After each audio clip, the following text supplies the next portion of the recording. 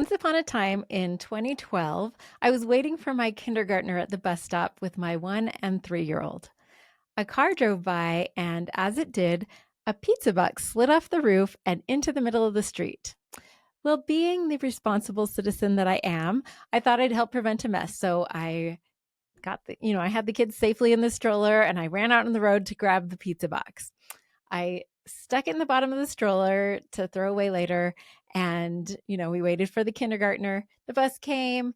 We had our usual spirited chat with my oldest on our way back home. And as we were walking home, I started thinking, oh, what am I going to feed these kids for a snack? I hadn't made it to the grocery store that day like I had planned. And, the old grind of figuring out what to eat. So that's when my wheels started turning. I thought, I wonder what's actually in that pizza box. So I crack open the lid and I look inside, and there's like a full, I think like a half, maybe even a little bit more of a beautiful pepperoni pizza. It's from this like gourmet pizza shop around the corner.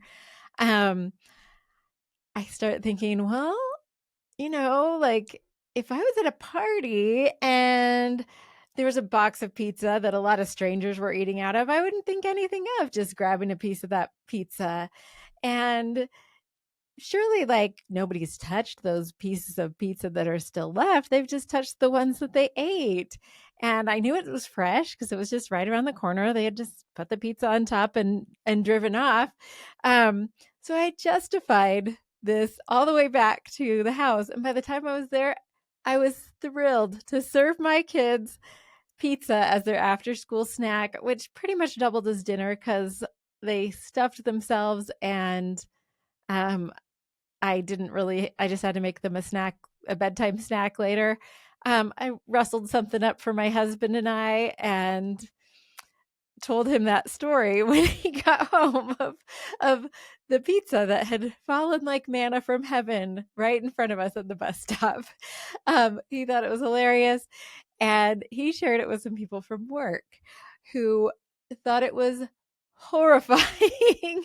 And from that time, I was known as the street pizza lady. Welcome to the Family Lab podcast, where we investigate all things parenting and home management. Today, we're going to try to help solve that problem of what's for dinner, plus what's for dinner the night after that. We're talking rollover meals with my friends Andrea Clark and Hillary Hess. But before we do, I want to invite you to my weekly open labs. This is where you can bring your current challenges, and we'll brainstorm some experiments that you can try at home. And we encourage each other along the way. It's a great way to meet other moms. And in the spirit of experimentation, we're going to be trying a couple of different time slots this season. And then we'll just kind of see what works best for the most people. And hopefully we'll see a lot of you there, and I'll get to meet you. You can find all the info about how to join on the events page at familylabpodcast.com. We did this a couple times last season, and it was super fun and helpful. So pop on in and let's get experimenting. I have two fabulous guests on the podcast today. Andrea Clark is the exceptional home manager behind A Purposeful Home. She shares great tips and ideas under that handle on Instagram and on a website by that same name. And she's also created an online meal planning course that has helped people save hundreds of dollars and lots of time on their meal planning each week. She's incredible, so check her out. And our second guest, Hillary Hess, is the culinary genius behind Helping of Happiness, which you can also find at Instagram and at a website by that name, helpingofhappiness.com. She shares beautiful recipes, family hacks, and travel tips, and she just has so many great ideas. Andrea has 4 kids, all in elementary school, and Hillary has 7 kids from ages 8 to 24. So we're kind of all over the map as far as the age of our kids. Mine are from 10 to 20. So among us, that's a lot of mouths to feed. Today, we're going to explain what rollover meals are and why we include them in our meal plans. And we're each going to share our top 5 rollover meals. So let's jump right into our conversation. We're excited today to talk about rollover meals. And before we launch into that, Hillary, do you want to just define what you mean by rollover meals? Yeah, sure. Yeah. So we call them rollover meals. And I think that this went back to an old cookbook that I saw where it called them rollover meals, where I first got this idea. And I can't even remember what it was called, the cookbook, like it was that far back. But the idea is that when you make food, you use your leftovers in something else. So whether that's batching ahead and you're making, let's say, for example, like a whole bunch of chicken, and then you want to use that chicken throughout the week in different things.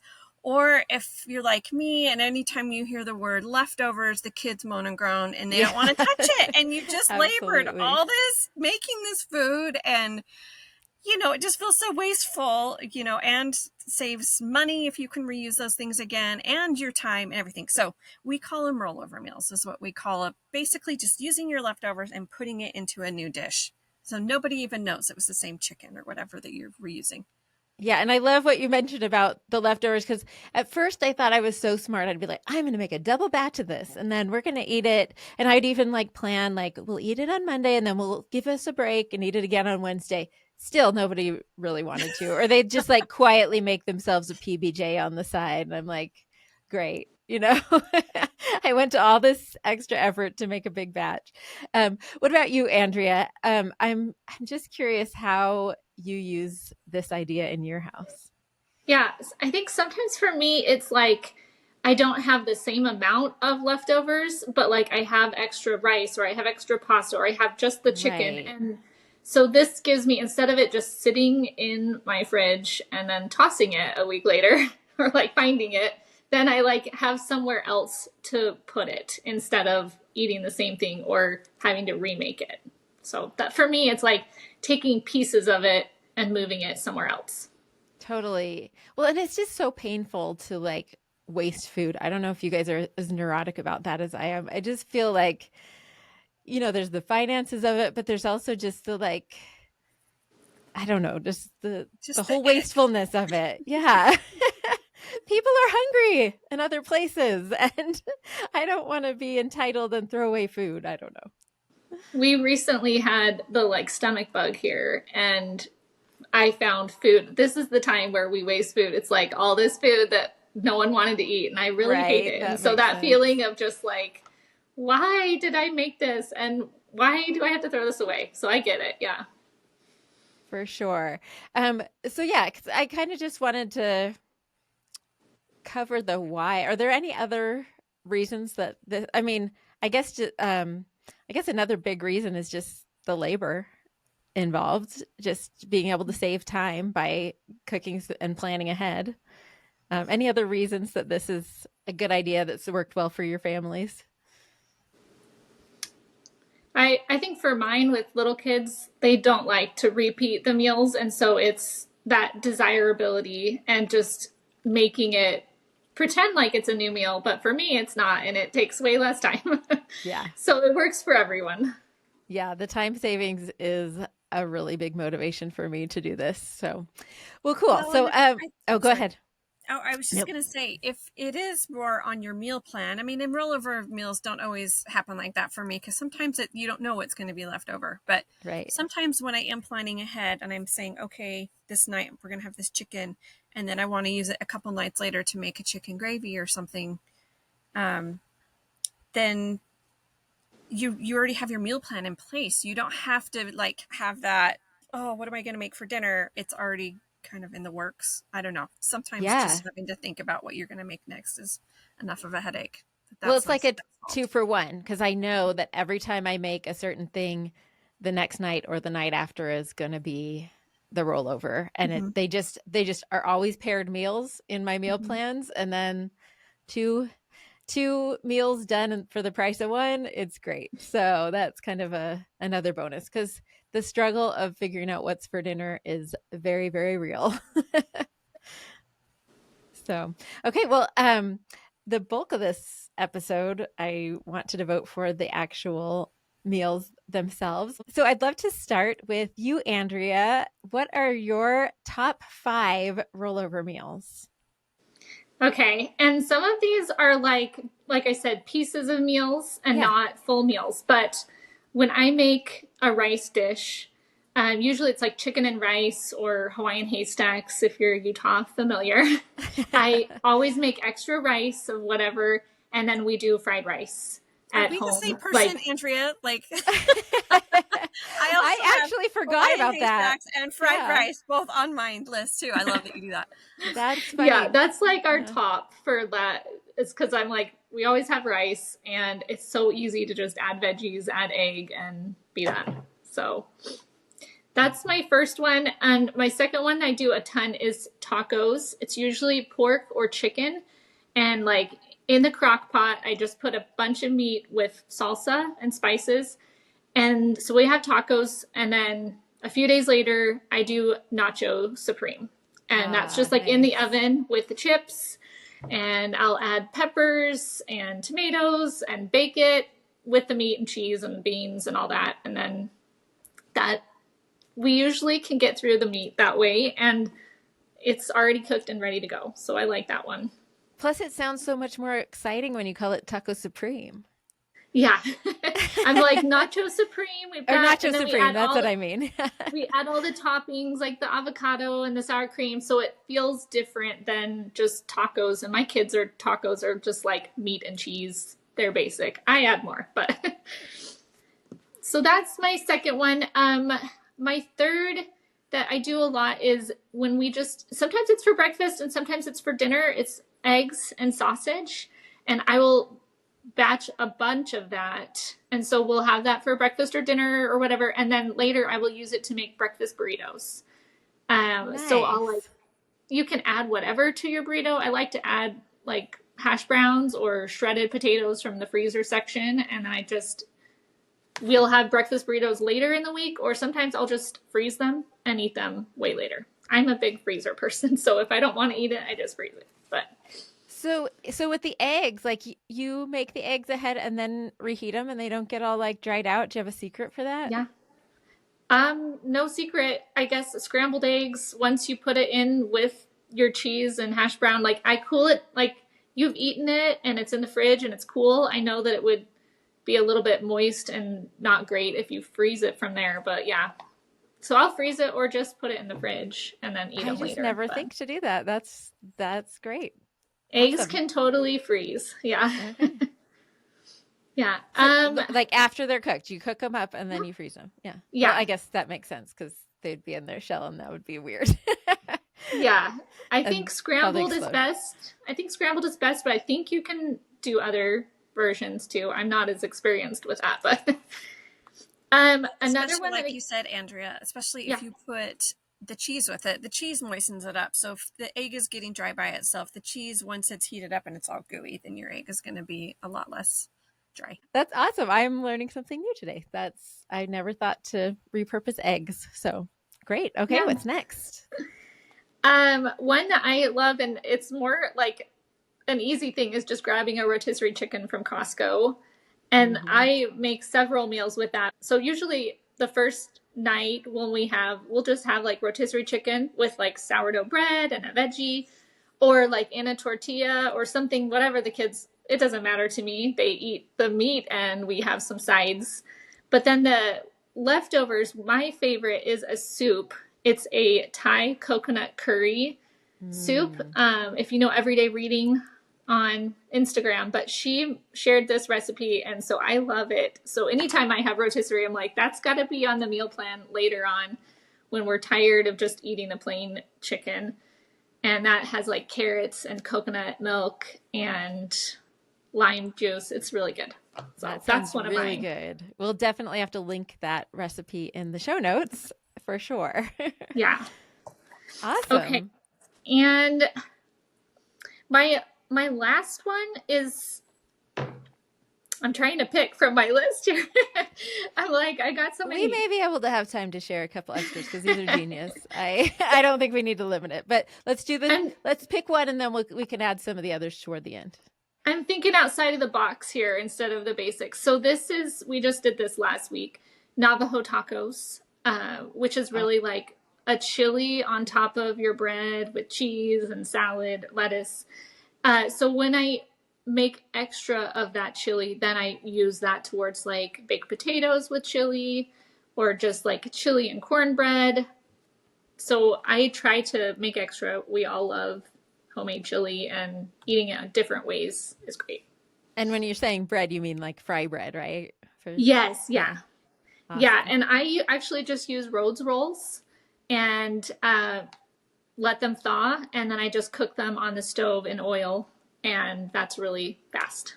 So So you don't even deep fry it. You just kind of like fry it in a little pan I of in oil, it in or like a pan of yeah, oil, so I just it gets deep fried, but it's fine. yeah, yeah. Not No, like that's a huge basket of fryer. right. That's what I, yeah.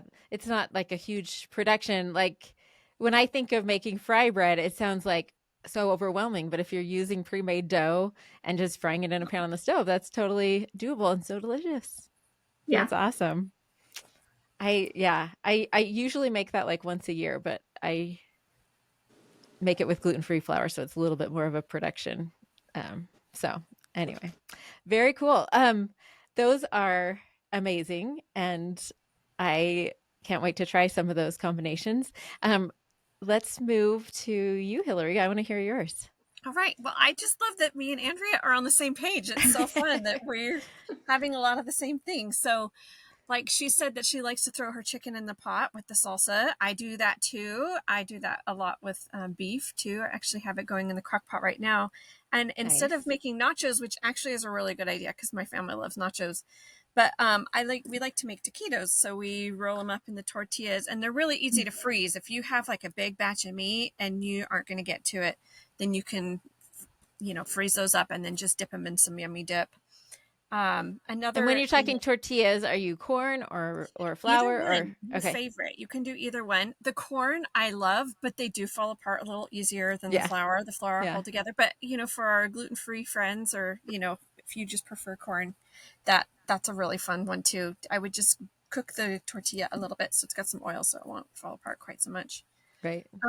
Also, we love to roll that into enchiladas too. So really similar to taquitos, right? Except for you just have the sauces and everything to go on it too. That was one of mine, is using that Because I leftover mean, meat for enchiladas are enchiladas. really a labor of love if your meat isn't cooked already, Yeah, right? So for totally. me, it's really the only time to make it. If I have a rotisserie chicken from Costco with extra meat, or if I'm already crock potted other meat earlier in the week, that's kind of a go-to for us. And lately I've been like lazy because, we're using corn tortillas. So, and again, they fall apart so easily. So lately I've just been like making almost a enchilada lasagna instead, where I Yeah, just I tear say up like a the casserole, tortillas. totally. Yeah. I've done Yeah. that And too then you with don't the have to corn like roll it and tortillas. have them fall apart and stuff. Yeah, So, yeah, no, I That's love that totally how idea. I do it too. is Yeah, it? Yeah. yeah, Yeah. I love that we're all thinking on the same page. Yeah, we're all cooking for a big crew. So, Well, and I love these too because they really help families that have families like more kids are leaving the nest or maybe even dwindling down, or a college student, because you have all this chicken. You don't want to just eat that same chicken all week. And so even if you are eating for a couple of people, you can roll it into things, and it really can be an accordion for whatever size that you're that's cooking true. It for. might even be more useful when you're Yeah, a I smaller because my family. kids in college are so sick of their food that they eat over and over again. So this is one way that they can still eat that chicken, but maybe have it a little bit different. Nice. Okay. So, enchiladas, Okay, that's great. so enchiladas. Okay, another thing that we love to eat a lot at our house is tri-tip. And sometimes there's leftovers and sometimes there's not, just depending on who's around and how much we've got. But I like to roll that into either fajitas or into stir fry. So I'll cook all the veggies for the fajita or the stir fry, and then at this the very last second, I'll add the tri-tip meat, so it's just warmed through because you don't want it to be super dry or overcooked in those Right. dishes, but that you can still use that meat in there, and it's really really tasty.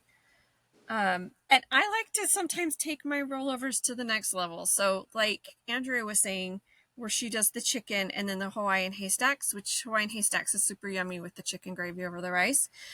Sometimes I make extra of the chicken gravy and then I roll that into a chicken pot pie the next time. Oh, So that's nice. Mm. another really good one because you Three can also levels. throw in some of those loose veggies from the Hawaiian haystacks too into your chicken pot pie if you need to. So just just keep on rolling. Just don't keep your chicken for too long, right? Right.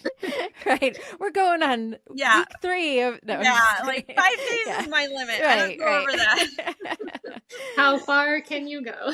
Yeah, like those fast food chains that have been using the same oil for like 20 years. It's like so gross, right? Yes, Yeah, none of I that. worked in a restaurant in college, and their rule was 5 days, so that's my rule too for our leftovers. If it's been 5 days, then that 6th day it's out of there. But anyway, Perfect. Which 5 okay, days is actually nice because it's nice to have a day in between, and yeah, then you can just it yeah. is. I do like if I'm doing a full. Most of the time I'm not doing rollovers for every single thing that I cook, right? Because some things that you make aren't going to roll over very nicely, but if I am trying to just do a rollover a week, it's nice to start maybe on the first day with the chicken and, making just the chicken thighs because I have a chicken thigh recipe that I really like. It's just pan fried. And then the next day is the tri-tip. And then you kind of alternate every other day, chicken and beef. And that way you don't get too burned out of just eating chicken all week or just eating beef all week. So Totally. that's Yeah, kind of how we like variety. Yeah. Yeah. We're spoiled. I know. It's true. It's true.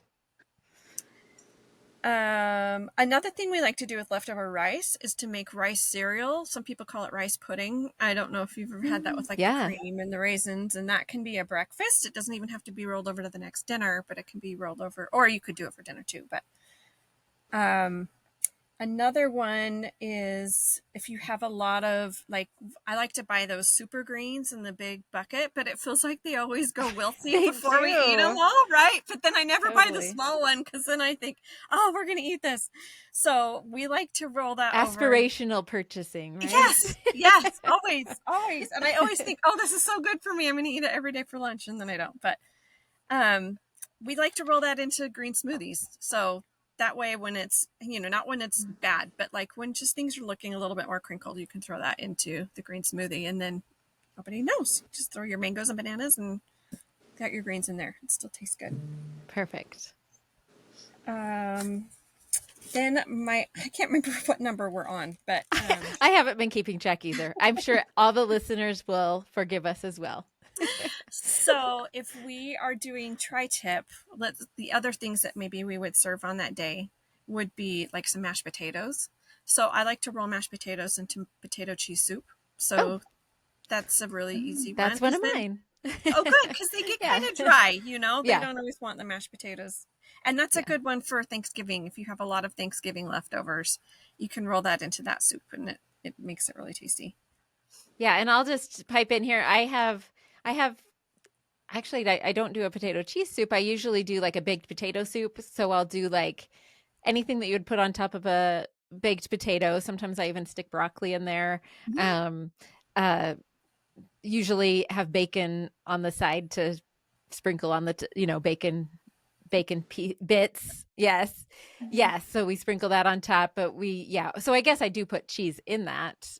So it's, I guess, so that still sounds a potato really cheese similar. Soup. That's like what my potato cheese soup is. Like the potatoes, the cheese, and then also sprinkling a little cheese on top with the bacon and then the green onion. We just or call whatever, it different things. Yeah.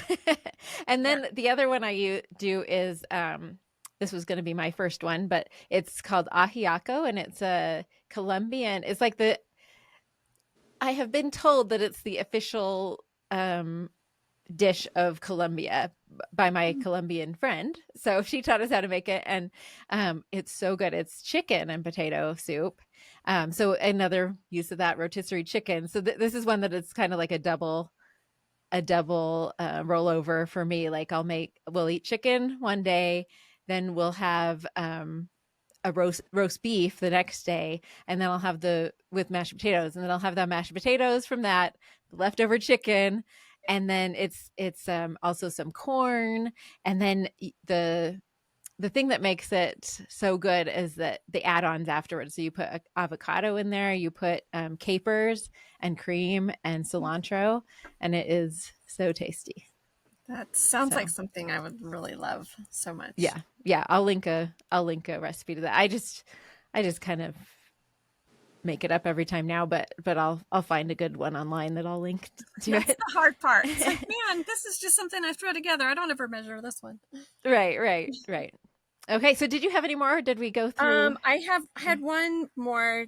Just that if you're making ground beef, just add like your minimal seasonings, like your garlic powder and your salt and pepper, and then you can roll it into other things easier. Like if you add your cumin when you're making your big batch, then it doesn't maybe taste quite as good if you're adding it to spaghetti sauce, Right, But, right. just add that as you're making your tacos, but then you could reserve some and put it in your spaghetti sauce another time. Or chili, it could really go either way, but that's a That one tip. that's exactly what I do with beef too. That was on my list. Except the another step I take is I buy a huge pack at Costco of ground beef, and then I cook it all minimal seasoning and I Oh, freeze it. Yeah. And then I just, so it's not really a rollover, but it's already ready for me. And so I'll do it in all the different dishes, and then you add your seasoning as you heat it up again. But I really need to up my freezer game. And Andrea, I know that's somewhere you excel in getting those, I like the just prep love my ahead stuff. freezer.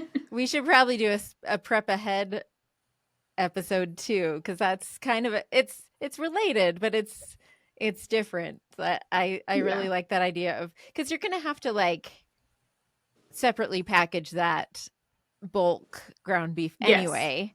So you're already handling it and in the mess. You might as well fry it up and freeze it that way. I love that idea. And I have never done that, which seems so obvious. Very good. Awesome. Okay. So I will open my list here. So yeah, the ahiako was my first one. The other use I the other thing I use mashed potatoes for is for like a shepherd's pie.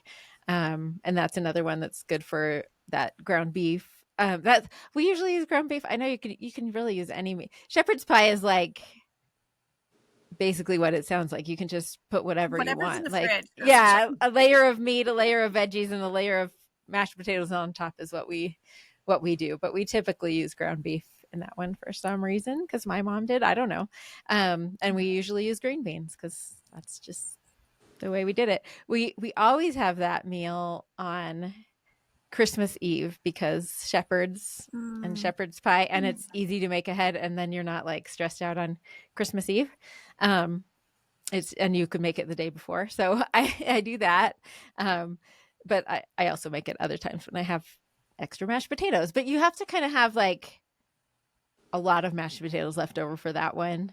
Whereas the soup, you can have just a little bit and then just add some diced potatoes or whatever to that. So that's kind of what we do with mashed potatoes. Um, enchiladas I had down. We already talked about that. Another thing I like to use either chicken or leftover pork. I like to make lettuce wraps, and that's kind of an easy way to go a little Asian route with it. I just kind of use ginger and I never know how to say it. Hoisin sauce. Is that how you say it? Okay. Or just, soy sauce, whatever I have that feels kind of Asian. Sometimes I use recipes, sometimes I just wing it on that one. And like water chestnuts and chopped up veggies, and I don't know, just make a delicious lettuce wrap. And that's always fun, but I haven't made it in a long time, so I need to do that soon. Um, Another one is ropa vieja, which is it in Spanish. It just means old clothes. So it's like basically a dish invented for leftovers, where you just throw all the extra veggies you have. Maybe sometimes I'll do like a sheet pan dinner with a bunch of roasted veggies, and then I'll have veggies left over. I'll chop those up. I'll put frozen peas in there. I'll put carrot, any veggies, and then shredded beef. So usually when I make a roast, I make two roasts so that I have enough for either enchiladas or sometimes enchiladas and ropa vieja. Um, and then you can just kind of season it how you want. And so we do that. And the other thing, which I think is sometimes tricky, is knowing what to do with leftover fish, because you have to use it quickly, and it can get fragrant, I shall say. And but one thing, we like salmon a lot, and I actually usually get those, big ones from Costco or Sam's Club, and I just cook the whole thing because my family loves it, and sometimes there are no leftovers, but often there are leftovers, and then I make just salmon patties the next day. I usually use I save the crumbs of crackers, and then I use those to mix in with it, and egg, and I make these salmon patties. But then what really makes them that doesn't sound like something everybody's kids would like, but um my kids actually really do like them, and part of that is because I usually use avocado on top, so I make usually I make a more Asian guacamole, if that's a thing. So I'll put wasabi into the guacamole and some soy sauce. Not guacamole, it's just mashed avocado with sometimes ginger, soy sauce, wasabi. I don't know, Little whatever I sushi feel vibe like. going on there. Yeah. Exactly. So it tastes like a sushi Mhm. approach to the patties, and everybody loves it, including me. So That's that's awesome. one thing we do with Sounds fish. so good. Yeah, yeah, and it's really easy too. So those were my main ones. Is there anything big that we've forgotten, or anything else that you guys have on your list that you want to share? I had a fruit rollover that I didn't Oh, tell you. nice. Yeah. Okay, so watermelon usually comes in pretty big packages, right? Yes. We have a big family, so we can usually eat watermelon up pretty good. But one recipe that I really love, some of my family really likes this, and some of them, they're not big salady people, so they don't really care. But we love to get some of those super greens and get the watermelon and chop it up and put mint in this really yummy citrus vinaigrette. And then if we still have a lot of watermelon, another thing my family really likes is to make watermelon juice. And so we put it in the blender with mint and ice and a little bit of lime, and you can just have a really yummy drink. Or you can take it one more step, and you can get those little popsicle sleeves, and you can make watermelon popsicles out of it. So you just freeze them and just pull them out on a hot day. And it's just It's just blended watermelon? Blend it up. Yeah.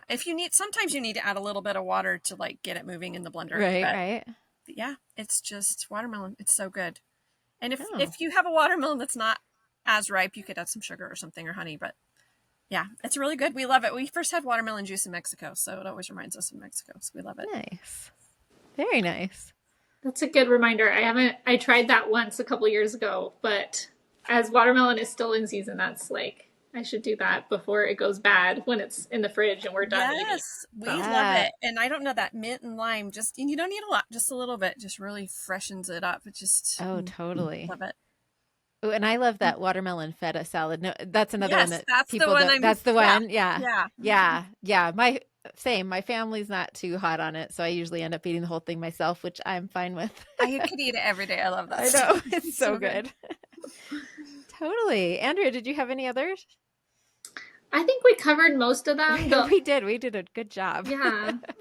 Other things only thing I had was just taking meat and making sandwiches of them, meatballs, spaghetti meatballs to meatball subs, and pot roast to a big Italian bread, and putting meat and peppers and cheese and baking both of those. So I don't use bread as much, but yeah. So I haven't made those as often anymore because I've kind of gone away from so much gluten. But those, my kids would eat up like crazy, especially the little, I think they're called steak rolls from Walmart, are perfect for kids and or just for everyone to have several of either meatball sandwiches or roast sandwiches. Right. Yeah. And just another, since you're talking about watermelon salad, I mean, salad in general is a great way to use that extra rotisserie chicken or any steak, forgot the word for salad after I just said it. Steak salad or any number of creative salads can use up some of those leftovers. So Salads great. and soups. I feel Salads like and you can soups. throw anything in a soup and it's usually Totally. great. Yeah. Yeah. You Or even talked a about, chili. Chili yeah, you can get pretty good with that too. totally. Totally. And we are entering soup season, which is always fun. Excellent.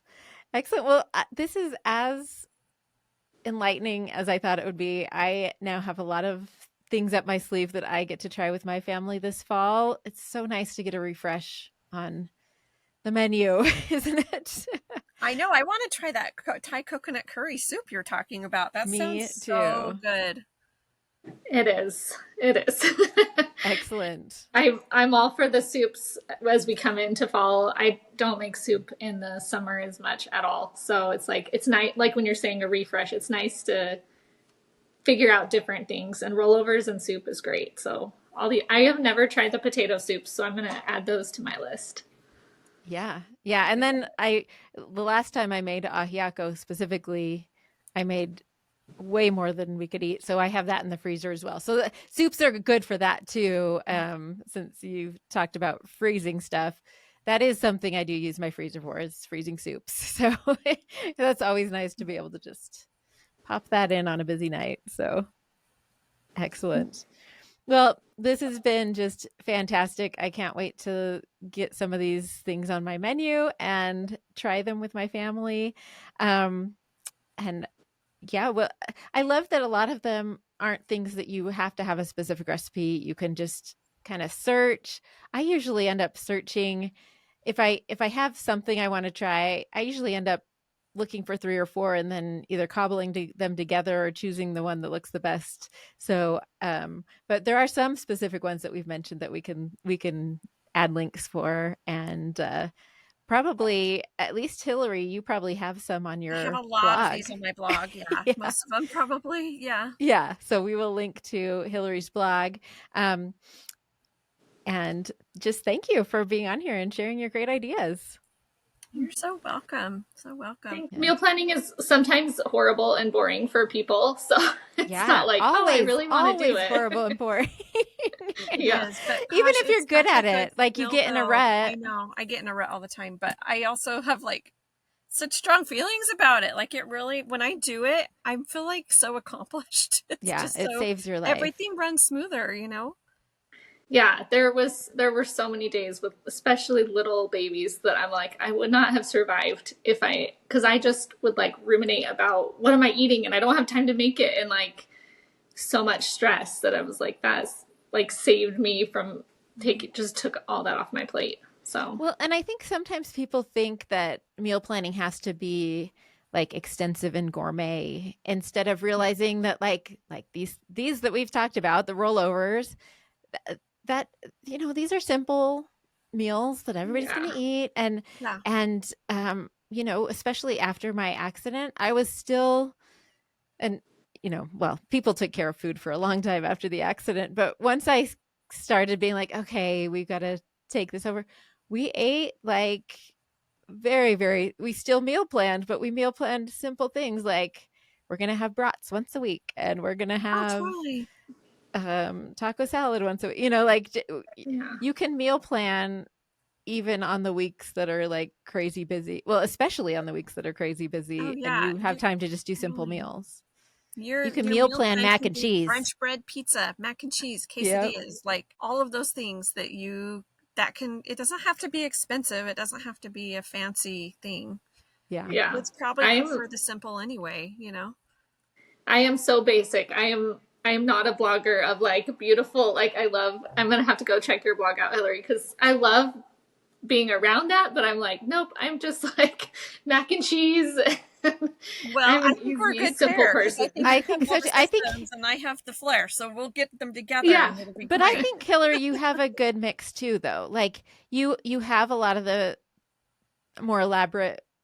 I mean, I feel like everything you put, a lot of what you have is very doable. But that's what I hope. Like I never yeah. want to put anything on there that's super complicated. So thank you so much for this. That was so fun to catch up, and so good to meet you, Andrea. Wow, that was so fun to talk to these brilliant women, and I can't wait to try some of their rollover ideas. We'll list all of the rollover meals, including some recipe links in the show notes and on familylabpodcast.com. And I'd love to hear about any rollover meals you use in your meal planning. You can send those to me on Instagram, DMs, or comments, or you can email me at whitney@howshemoms.com. I would love to know. Special thanks to my assistant producer, Bailey Blake, and my web designer, Kimberly Hansen.